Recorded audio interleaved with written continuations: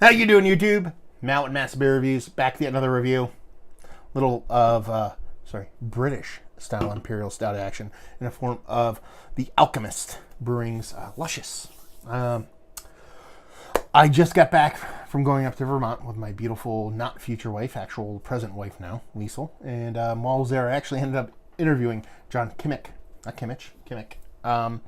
And had a great time up there. I mean, go check out the podcast, Beer Massive podcast on iTunes and Stitcher and all that shit. You can go check it out.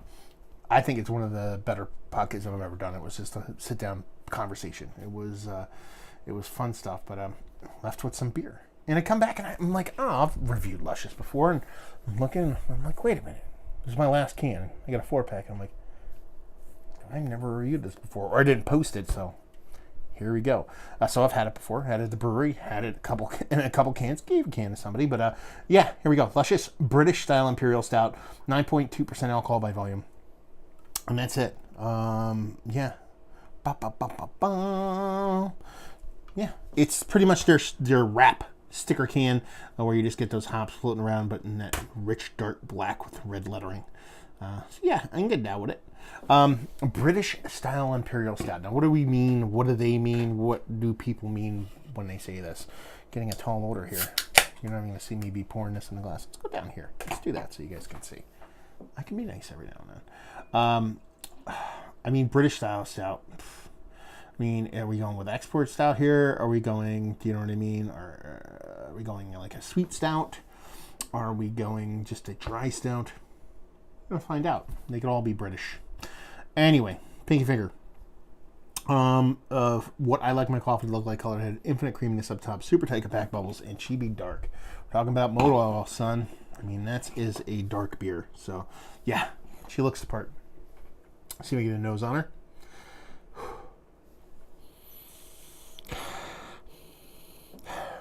Comes off a little bit more like a bumped up sweet stout. Like, to me, like a British style stout.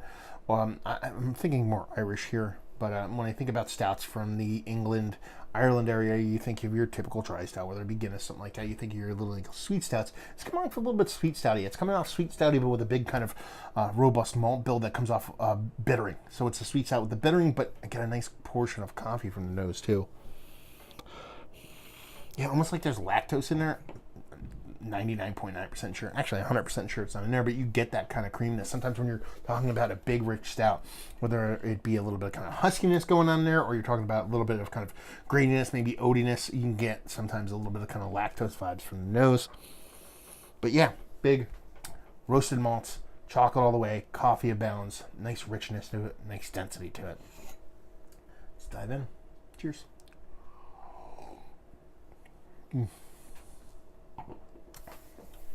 Ooh.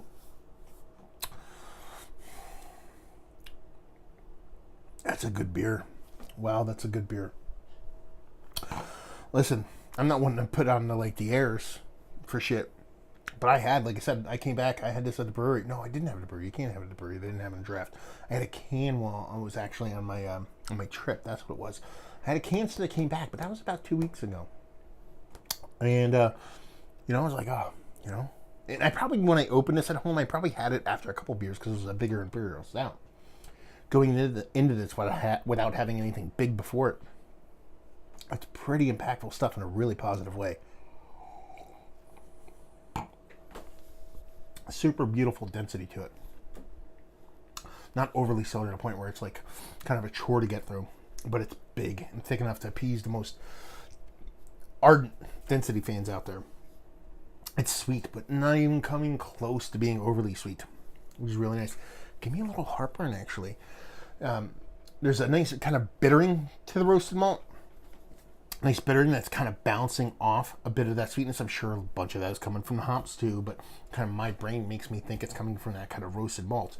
The chocolate and coffee is nice. I'd say the chocolate kind of gets above the coffee, even though the coffee is above the chocolate in the nose, but it's quite nice. And it's like a rich, it's not baker's chocolate, it's not like milk chocolate, it's like a semi-sweet kind of chocolate. And it's just super drinkable, super chuggable. Oh man, I say chuggable a lot, don't I?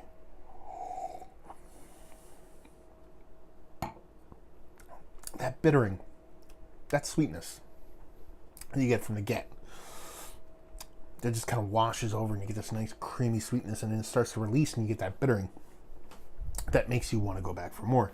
That's the key to this beer for me, is that it gives you that big oomph, that big punch of being a kind of sweeter Imperial Stout, but that big robust finish of that kind of that bittering.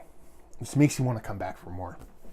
Probably one of the best, if not, do I say the best, base stout I've had in quite some time. It's absolutely fucking fantastic. Absolutely fucking fantastic beer. Yeah, I covered it all. I mean, it's not, to me, there's really not much else you're getting from the beer, but you don't need anything else for it to be a fantastic beer. It's not simple. It is complex, but it's complex in its depth of each individual flavor. It doesn't have a ton of flavor, but the flavors it does have has depth and character. So let's talk about it. Is it one of the better non-barrel aged Imperial Stouts I've had as of late? Absolutely, without a doubt. Value and availability, everything's the same price. $13. What do you want? And brewery only, I think. I know some of this stuff gets out and about, especially in like the Stowe area. They even had a tap takeover down in Philly not too long ago, but I think the non kind of regular cans kind of stick around there, but I don't know if they get outside the brewery. I don't think so. And leave you with, if you like what we like this, if you like big Imperial Stouts with a nice balance to it, that's just not all sweetness or all super hop forward kind of crazy bittering. If you want a well-made stout, if you want a beautiful stout, if you want a luscious stout. See what I did there? Anyway, yeah, absolutely fantastic stuff. So, yeah, that's it. That's all you get. Hopefully you guys enjoyed the review. Down there if you want to talk about it. Massive Beers if you want to check me out doing the social media stuff. If you want to see me doing the podcasting stuff. Interviewing John Kimmick from The Alchemist. Go check out Beer Massive. You can check that out, and like I said, your favorite avenue, whether it be website, beermassive.com, or your favorite place you get your podcast from, iTunes, Stitcher, all that fun stuff. And hopefully you guys enjoyed the review. Hopefully enjoying a beautiful stout like this, and hopefully see you next time. Cheers.